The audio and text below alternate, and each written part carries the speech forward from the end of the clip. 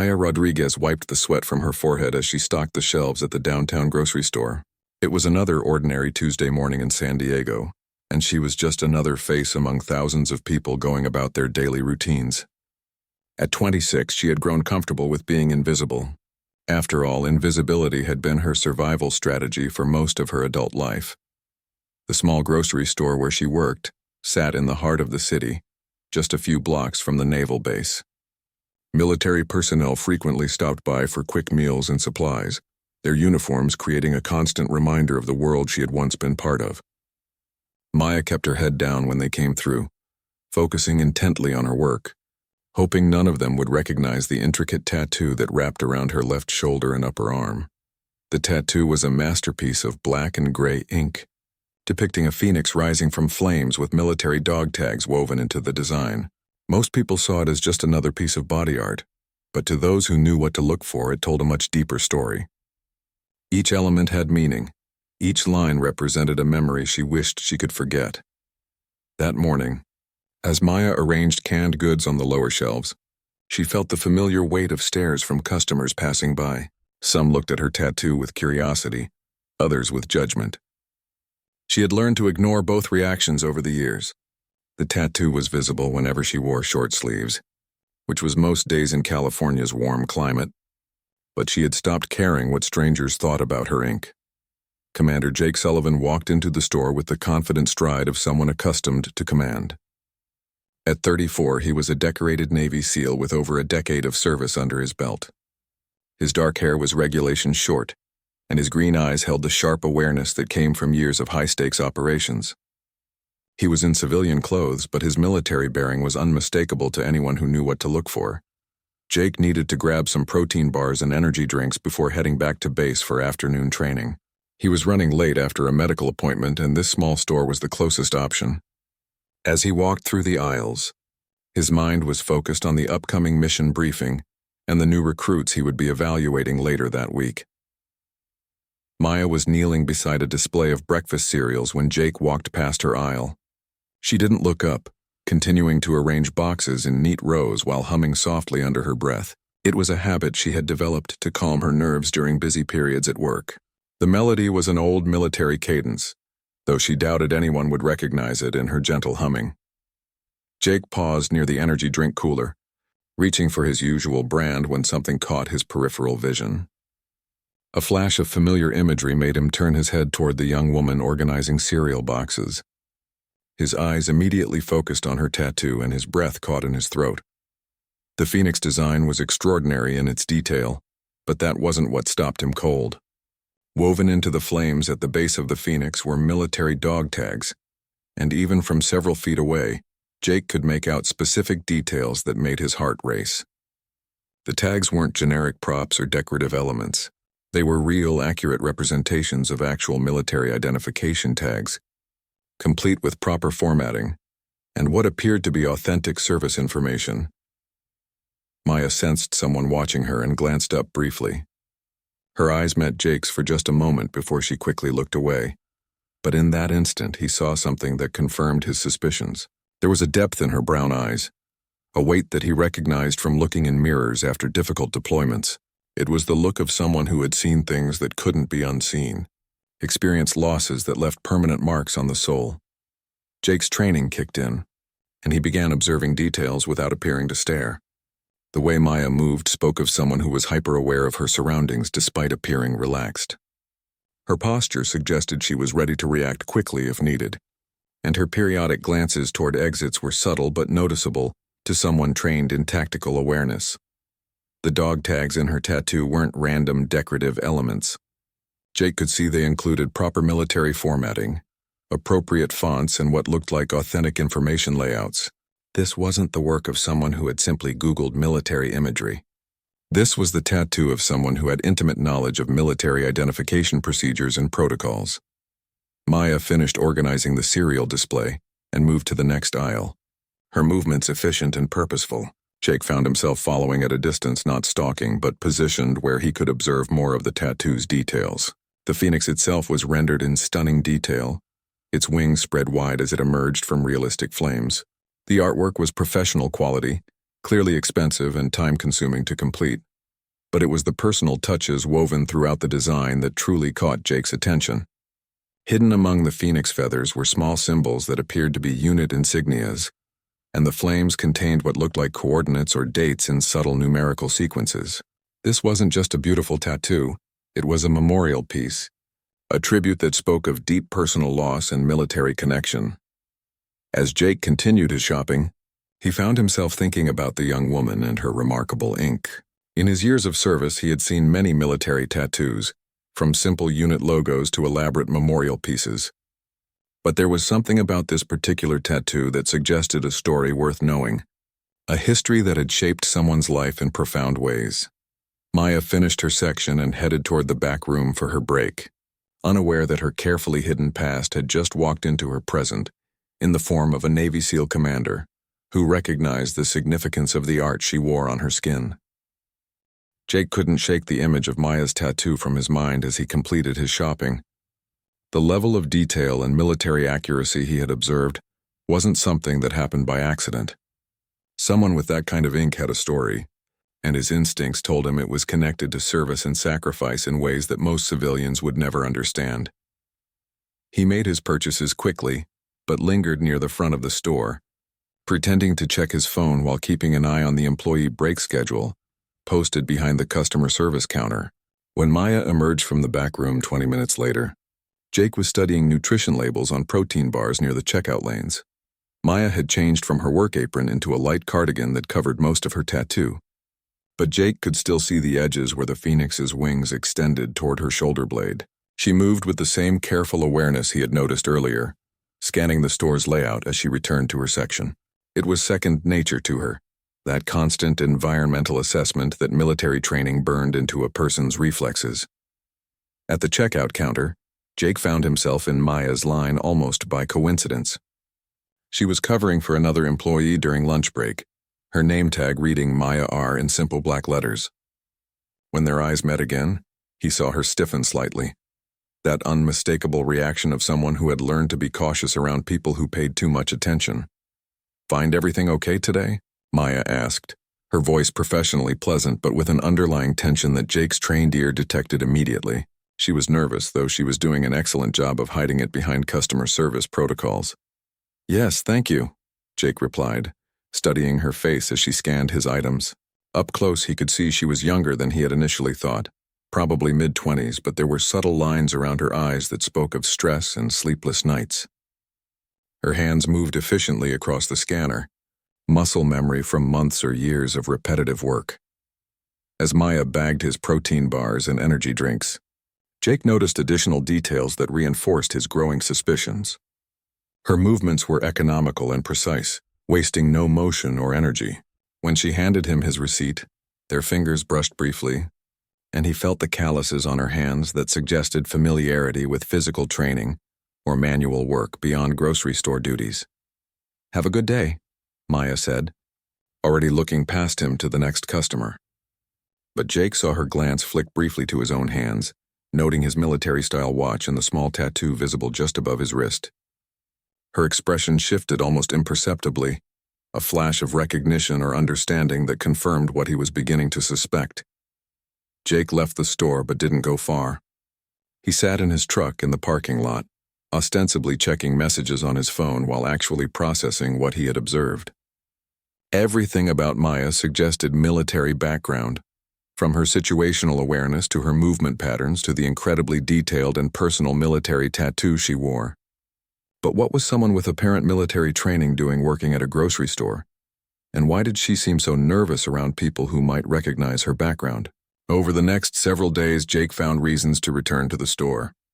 He told himself it was curiosity, a professional interest in understanding what might have led a veteran to civilian employment that seemed beneath her apparent skill level. But truthfully, he was intrigued by the mystery Maya represented and concerned about what circumstances might have brought her to this point. Each visit revealed new details. Maya worked efficiently and professionally, but she kept to herself during breaks and seemed to avoid the military customers who frequented the store. When groups of sailors or Marines came in, she would find tasks in different sections, staying busy but out of direct interaction. It was avoidance behavior, Jake realized, the actions of someone who had reasons to stay away from military personnel. During his fourth visit that week, Jake overheard Maya talking quietly with her manager about picking up extra shifts. The conversation was brief, but he caught enough to understand that she was struggling financially and working as many hours as the store would allow. It painted a picture of someone trying to make ends meet on minimum wage. Despite apparent qualifications for better employment, the pieces of Maya's puzzle began forming a picture that Jake recognized from his own experience with veterans who had struggled with the transition to civilian life. Some returned from service with visible wounds, others with invisible ones. Some found immediate success in new careers, while others struggled to find their place in a world that operated by different rules than the military environment they had known. Jake's interest in Maya was shifting from professional curiosity to personal concern. As a commander, he had seen too many good people fall through the cracks during the transition from military to civilian life. The system wasn't perfect, and people who had served their country with honor sometimes found themselves adrift in a civilian world that didn't understand their skills or experiences. On Friday afternoon, Jake made another visit to the store, this time with a more specific purpose. He had done some research on local veteran support services and wanted to find a way to approach Maya without making her more uncomfortable than she already seemed around military personnel. He waited until late in her shift, when the store was less busy and she might have time for a brief conversation. Maya was restocking the refrigerated section when Jake approached, this time making his presence known rather than observing from a distance. She looked up as he approached, and he saw wariness flash across her features before she composed herself into professional politeness. "Excuse me," Jake said carefully, keeping his voice low and non-threatening. "I hope you don't mind me saying this, but I couldn't help noticing your tattoo earlier this week. It's really beautiful work and the detail is incredible." Maya's hand instinctively moved toward her shoulder, where the cardigan had shifted to reveal part of the phoenix design. Her eyes narrowed slightly as she studied Jake's face, clearly trying to determine his motives for bringing up her ink. "Thank you," she said simply, her tone neutral but guarded. She waited for him to continue, not volunteering any additional information about the tattoo's significance or personal meaning. Jake could sense her defensiveness and chose his next words carefully.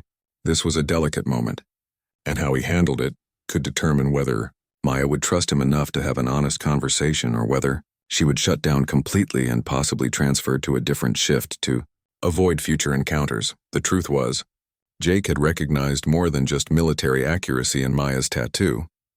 Some of the unit insignias and coordinate sequences looked familiar, suggesting connections to operations or units he had worked with during his own career.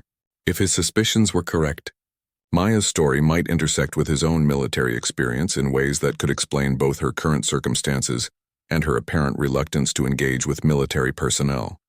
Jake realized he needed to approach this situation with the same careful strategy he would use in a delicate mission. Maya's body language told him she was ready to bolt at the first sign of unwanted attention or probing questions. He had one chance to establish trust and he couldn't afford to waste it. "I'm Jake," he said, extending his hand in a gesture that was friendly but not demanding. "I've been coming to this store for a few weeks now and I wanted to introduce myself properly." Maya hesitated before shaking his hand, her grip firm but brief. "Maya," she replied, though her name tag had already provided that information. She was being polite but maintaining her guard, clearly waiting to see where this conversation was heading. "I noticed you work a lot of shifts here," Jake continued, keeping his tone conversational rather than interrogating. "Must be tiring, especially with this heat." He was giving her easy responses, topics that didn't require personal disclosure while allowing her to get comfortable with his presence. "It's honest work," Maya said, and Jake heard layers of meaning in those simple words. There was pride there, but also resignation and perhaps a hint of defensiveness about her current circumstances. She glanced around the store, checking for her manager or other tasks that might provide an excuse to end the conversation. Jake sensed he was running out of time for small talk. Maya was polite but clearly wanted to return to work, and he needed to find a way to bridge from casual conversation to something more meaningful without triggering her obvious defenses. "Can I ask you something?" Jake said, lowering his voice. "And please feel free to tell me it's none of my business because it probably isn't." But that tattoo of yours, the phoenix with the dog tags, it looks like memorial work. Really personal memorial work." Maya's entire demeanor changed in an instant. Her shoulders tensed, her eyes sharpened, and Jake could practically see walls going up around her. She took a small step backward, creating distance between them, and her hand moved unconsciously toward her shoulder where the tattoo was hidden beneath her cardigan. "I don't discuss my tattoos with customers," Maya said firmly, her voice taking on a coldness that hadn't been there moments before. "Is there something else I can help you find in the store?" Jake knew he had pushed too hard too fast, but something in Maya's reaction convinced him that his instincts were correct. The level of defensiveness suggested that the tattoo represented something deeply painful, something she wasn't ready to discuss with a stranger, especially one who might have military connections. "I'm sorry," Jake said genuinely. "I didn't mean to make you uncomfortable. It's just that I recognize some of the elements in the design, and I thought maybe we might have some common experiences." Maya's eyes narrowed as she studied Jake more carefully. For the first time, she seemed to be actively assessing him rather than simply trying to end their interaction. Her gaze took in his posture, his watch, the small tattoo visible on his wrist, and something shifted in her expression. "What kind of common experiences?" Maya asked cautiously, her voice still guarded, but with a hint of curiosity that hadn't been there before. Jake realized this was his moment to be honest about his own background and hope that sharing his information might encourage Maya to open up about hers. It was a calculated risk, but his instincts told him that Maya was someone who would respond better to honesty than to continued small talk. "I'm Navy," Jake said simply. "SEAL commander, been active duty for about 12 years now.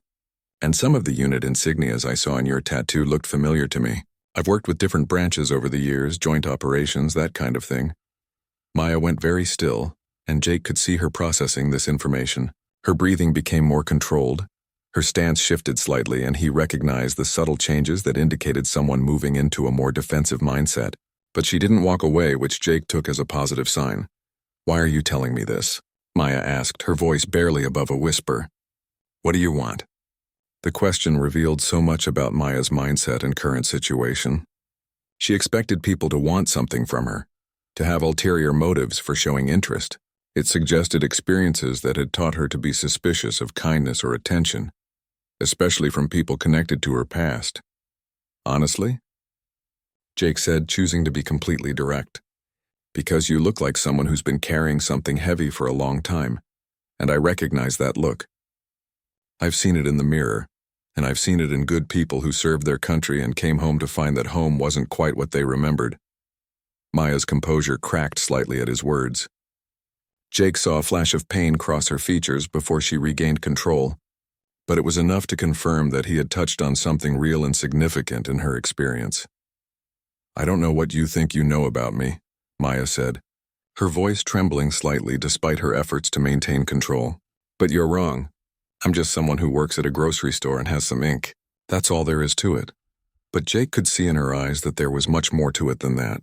The pain he glimpsed suggested loss, possibly trauma, and circumstances that had led her from military service to minimum wage work. It was a story he had seen variations of too many times, and it always broke his heart. "Okay," Jake said gently, recognizing that pushing further would only drive Maya away. "I believe you. But if you ever want to talk to someone who might understand some things about military life, or if you need any information about veteran services in the area, I'm usually here around this time most days this week." Maya looked at him suspiciously, clearly trying to determine whether this was genuine concern or some kind of recruitment attempt. Her experience had apparently taught her to be wary of military personnel offering help, which suggested negative experiences with the system or people in uniform. "Why would you do that?" Maya asked. "Help someone you don't even know?"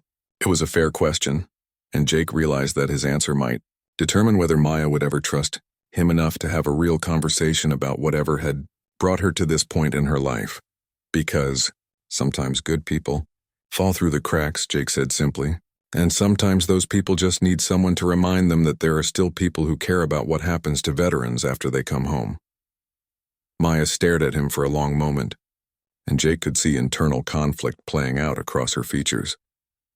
Part of her wanted to trust what he was saying, but something in her experience was warning her to be cautious. Finally, she nodded once quickly before turning back to her work. I need to finish this section before my shift ends, Maya said, effectively ending their conversation.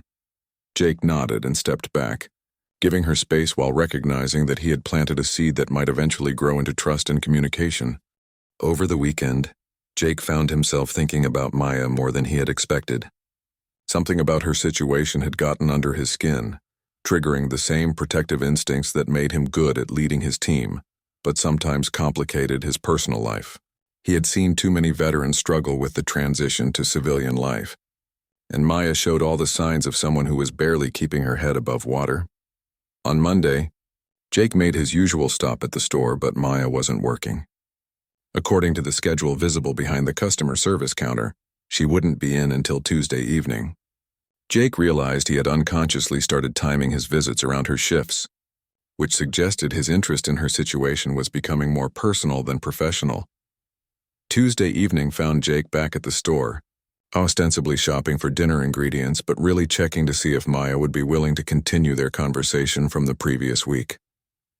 He found her in the produce section, carefully arranging apples while keeping an eye on the store's foot traffic. Maya saw him approaching and straightened, her posture becoming more alert but not immediately defensive. That was progress, Jake thought. At least she wasn't preparing to flee at the sight of him.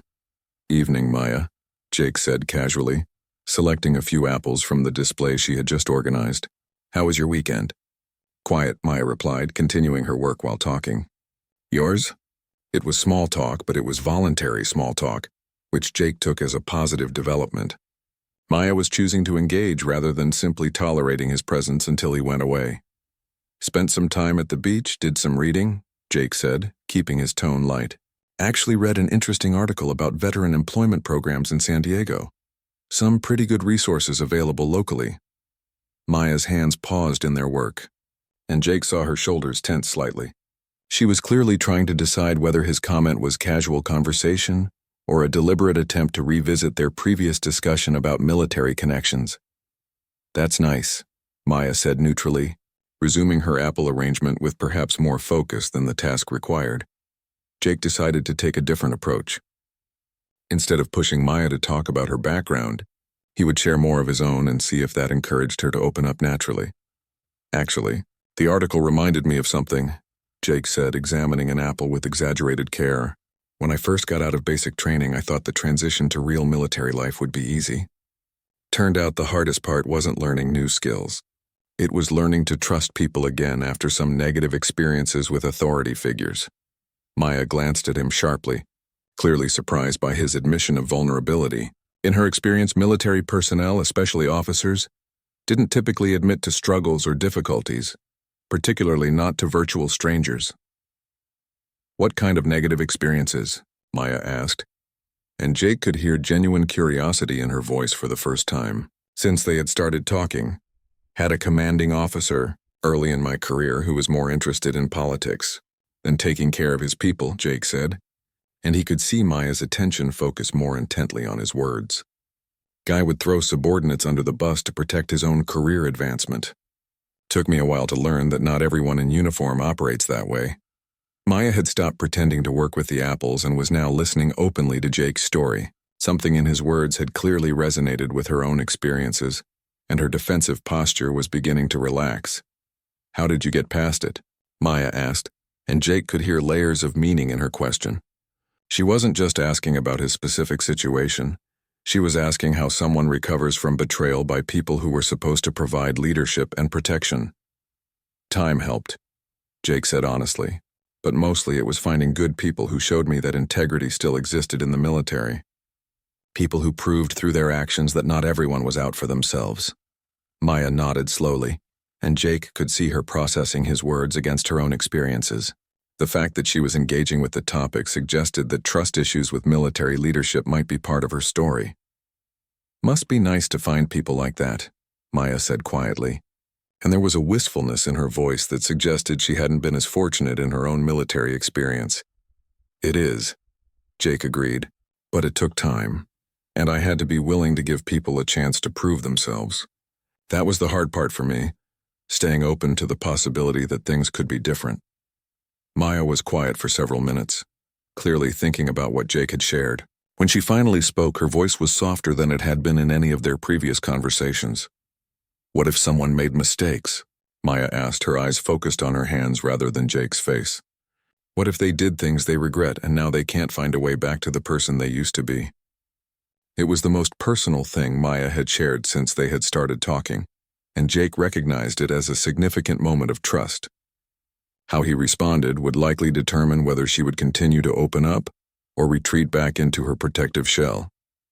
"I think everyone in the military makes mistakes," Jake said carefully. "The difference is between people who learn from them and people who get destroyed by them. The ones who survive are usually the ones who find a way to forgive themselves and focus on what they can control going forward." Maya looked up at him then, and Jake saw tears gathering in her eyes despite her efforts to maintain composure. It was clear that whatever mistakes she was referring to were significant and still causing her pain. "What if the mistakes cost other people?" Maya asked, her voice barely above a whisper. "What if someone trusted you and you let them down in the worst possible way?" Jake felt his heart clench at the pain in Maya's voice. Whatever had happened to her, it involved loss and guilt that she was still carrying like a physical weight. He wanted to reassure her, but he also knew that platitudes wouldn't help someone dealing with serious trauma. Then you find a way to honor their memory by becoming someone who won't make those mistakes again, Jake said gently. You use what happened to make sure you never let anyone else down the same way. Maya wiped her eyes quickly, clearly embarrassed by her emotional display. She looked around the store to make sure no one else had witnessed her vulnerability, then straightened her shoulders in an obvious effort to regain her composure. "I should get back to work," Maya said, but her tone wasn't dismissive this time. It was apologetic, as if she regretted ending a conversation that had become meaningful. "Of course," Jake said. "But Maya, if you ever want to talk more about this stuff, I meant what I said before. I'm usually around and I'm a pretty good listener." Maya nodded, not trusting her voice to remain steady if she tried to speak. As Jake walked away, she touched her shoulder where her tattoo was hidden beneath her cardigan. And for the first time since they had started talking, she didn't look like she was planning to avoid him during his next visit. The next few days brought a subtle shift in Maya's demeanor whenever Jake visited the store. She was still cautious, but the walls she had built around herself seemed less impenetrable.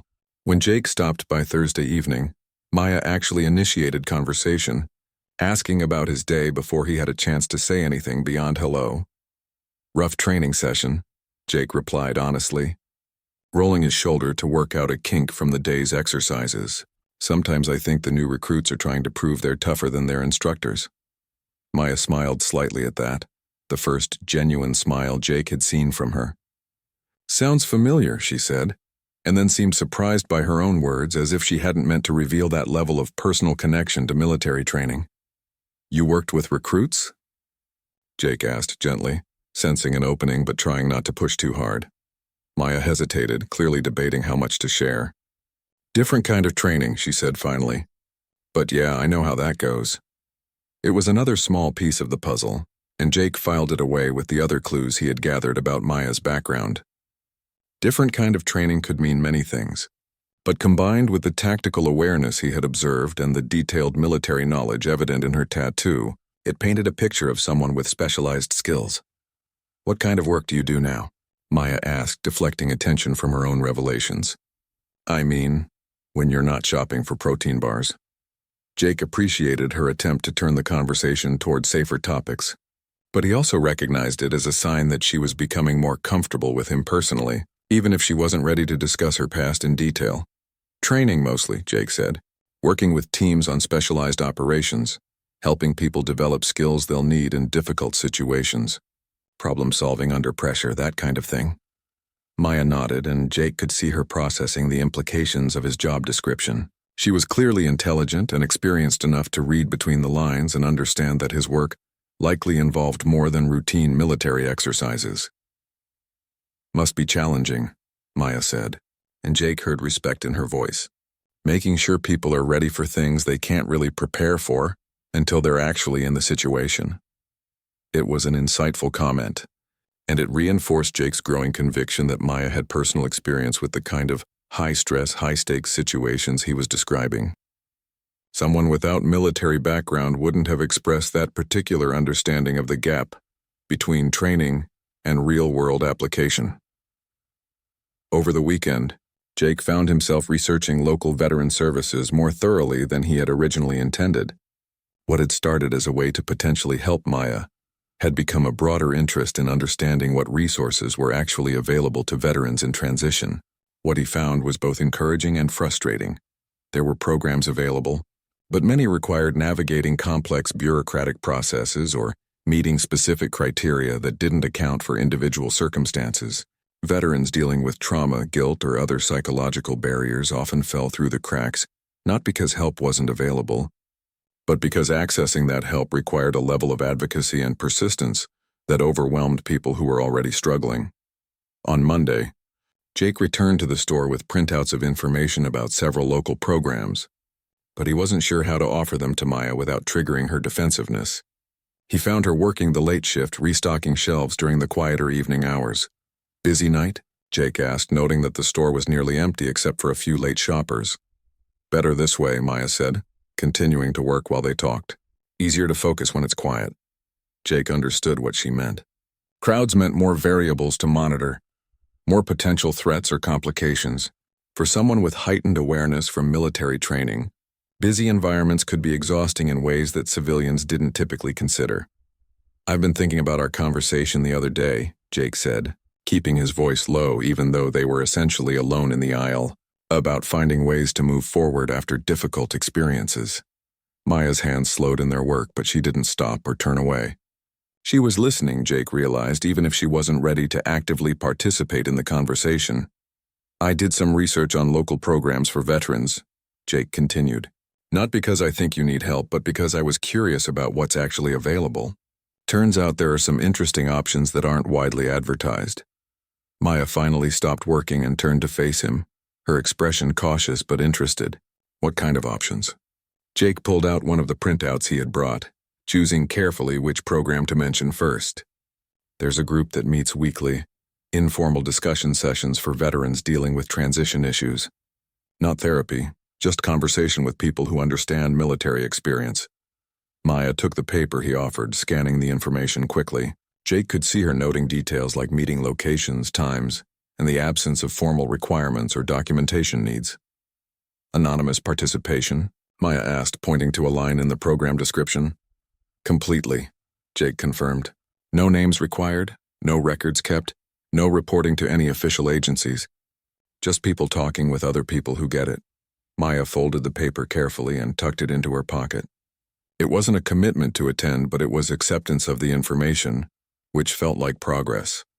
"There's something else I wanted to mention," Jake said, pulling out a second printout. "Employment assistance programs that focus on translating military skills to civilian careers. Some of them work with people who have gaps in their employment history or other complications." Maya's reaction to this information was more guarded. Employment assistance meant questions about background, qualifications, and circumstances that had led to current situations. For someone trying to maintain privacy about their past, such programs might feel more threatening than helpful. "I don't have the kind of background that translates well," Maya said carefully. "Some military jobs don't have obvious civilian equivalents." It was another clue about Maya's military specialty, suggesting work that was classified or specialized enough that standard career transition programs wouldn't apply. Combined with her tactical awareness and detailed knowledge of military protocols, it painted a picture of someone with intelligence or special operations background. "Actually," Jake said, "these programs specifically work with people from specialized backgrounds. Intelligence, special operations, classified work that can't be discussed directly, but still represents valuable skills and experience." Maya's eyes sharpened at his words, and Jake could see her reassessing both his knowledge and his motives for helping her.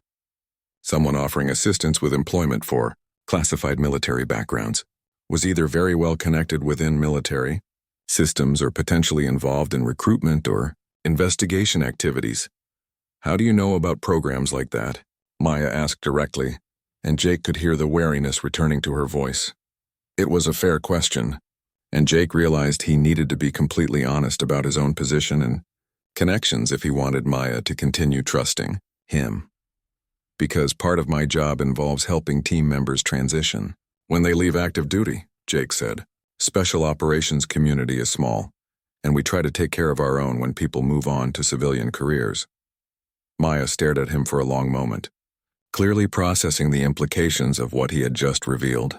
If Jake worked in special operations and was familiar with transition programs for classified backgrounds, then he likely had the clearance and connections to potentially investigate her own background if he chose to do so. "Are you investigating me?" Maya asked quietly, her voice steady but with an undercurrent of fear that she couldn't quite hide. Jake's heart broke a little at the question, recognizing that Maya's experiences had taught her to expect betrayal, even from people who seemed to be offering help. "No," Jake said immediately, his voice firm and sincere. "I'm not investigating you, Maya. I haven't run any background checks, haven't made any official inquiries, haven't reported our conversations to anyone. I'm here because I see someone who's struggling, and I remember what that feels like."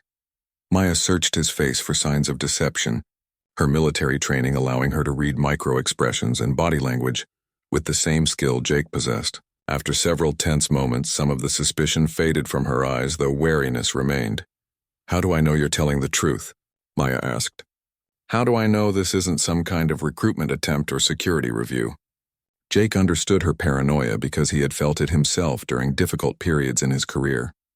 When trust had been broken by people in authority positions, it became almost impossible to accept help from anyone connected to those same systems. "You don't know," Jake said honestly. "There's no way I can prove my motives to you except through my actions over time. But I can tell you that if this were official business, it would be happening very differently. Official inquiries don't typically take place in grocery store aisles during casual conversation." Maya considered this logic, and Jake could see her analytical mind working through the probabilities. Someone conducting official business would have more efficient and direct methods than repeated casual encounters in her workplace. "What do you want from me?" Maya asked, echoing her question from their first real conversation, but with less defensiveness and more genuine curiosity. "Honestly," Jake said, leaning against the shelf to create a more relaxed posture that might encourage Maya to do the same, "I want to see you in a job that actually uses your skills and pays you what you're worth. I want to see someone who's clearly intelligent and capable stop settling for work that's beneath her qualifications." Maya's composure cracked slightly at his words. Being seen and valued for her abilities was apparently something she hadn't experienced in a long time, and the emotional impact was visible despite her efforts to maintain control. "You don't know what my qualifications are," Maya said, but there was less conviction in her voice than there had been in her previous denials. "I know you move like someone with tactical training," Jake said gently. "I know you understand military protocols well enough to get incredibly detailed tattoo work that's accurate down to proper formatting. I know you recognize threat assessment and situational awareness when you see it in other people. And I know you're working a minimum wage job despite having skills that are probably worth a lot more in the right environment." Maya was quiet for a long time, clearly struggling with the decision of whether to continue protecting her secrets or take the risk of trusting someone who might actually be able to help her move forward. "What if someone made a mistake that got people killed?" Maya asked finally, her voice barely audible. "What if they were responsible for mission failure that cost lives, and they can't forgive themselves enough to move on?" Jake felt his chest tighten at the pain in Maya's words. Whatever had happened to her, it involved the worst kind of military trauma. The guilt that came from believing you were responsible for the deaths of people who trusted you. Then they honor those people by making sure their sacrifice wasn't meaningless, Jake said carefully. They use their experience to prevent similar tragedies, train others to avoid the same mistakes, or find other ways to serve that justify the cost of their survival. Maya's eyes filled with tears that she tried unsuccessfully to blink away. What if they can't? What if every time they try to use their skills they just remember what happened and freeze up? Jake recognized the description of trauma response. The way guilt and grief could paralyze someone even when they intellectually knew they needed to move forward. It was a common struggle among veterans who had experienced loss during their service. Then they start smaller, Jake said. They find ways to help that feel manageable, build confidence gradually, prove to themselves that they can still make a positive difference without repeating past mistakes. Maya wiped her eyes with the back of her hand, clearly frustrated by her emotional display but unable to fully control her response to the conversation. I was intelligence analysis, Maya said suddenly, as if the words had been building pressure inside her for months and finally burst free. Signals intelligence, pattern recognition, threat assessment. I was good at it, really good, until I missed something critical and an entire team walked into an ambush. Jake felt pieces clicking into place as Maya finally shared the core of her story. Intelligence analysts carried enormous responsibility for the safety of operational teams, and when analysis failed, the consequences were often measured in lives lost. How many? Jake asked gently, knowing that the specific number was probably burned into Maya's memory. 6. Maya whispered. 6 people died because I missed a communication pattern that should have been obvious. They trusted my analysis, planned their mission around my assessment, and I was wrong. Jake could see the weight Maya had been carrying in every line of her body. 6 deaths was a devastating burden for anyone, but for an intelligence analyst who took pride in protecting people through accurate information, it would be particularly crushing. When did it happen? Jake asked. 18 months ago, Maya said. I couldn't handle staying in after that. Couldn't trust my own judgment. Couldn't focus on analysis without seeing their faces. So I got out, and I've been trying to figure out how to live with what happened ever since. Jake understood now why Maya was working at a grocery store despite her qualifications. She was punishing herself, choosing work that didn't require the analytical skills that had failed her when it mattered most. It was a form of self-imposed exile from the career that had once defined her. Maya, Jake said carefully, have you ever considered that you might be exactly the person needed to prevent similar tragedies? Someone who understands the consequences of analysis failure better than anyone? Maya looked at him with surprise, clearly not having considered that her experience could be valuable rather than disqualifying. There are programs that need people with your background and your understanding of what can go wrong, Jake continued. Training programs for new analysts, review processes for critical assessments, systems designed to catch the kind of mistakes that cost lives. For the first time since they had started talking, Maya looked hopeful rather than defensive. The idea that her experience could be used to protect others rather than simply haunting her was apparently a new perspective. Would you be willing to let me connect you with some people who work in those areas?